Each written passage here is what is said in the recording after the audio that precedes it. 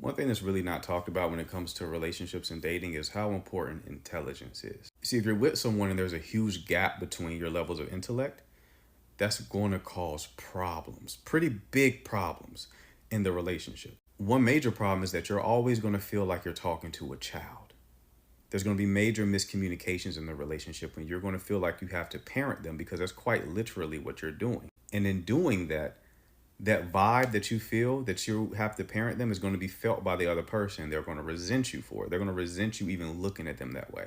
Additionally, there's going to be a lot of unnecessary fights when it comes to the relationship. Because of the communication gap, you're never going to be on the same accord.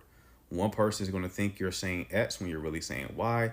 That's going to cause a lot of bickering, and you're not going to ever get anywhere because you can't really get a resolution because y'all just don't see things the same way. There's been studies on this when it comes to IQ. Now, IQ is not a perfect model, but it definitely is a real thing.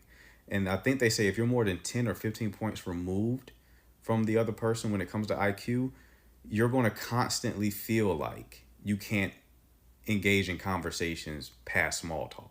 And the reason why I bring this up is because when people talk about compatibility, intelligence isn't something that's normally listed, but it is incredibly important. So if you're dealing with a person and you feel like they just never get you, this is probably the reason why.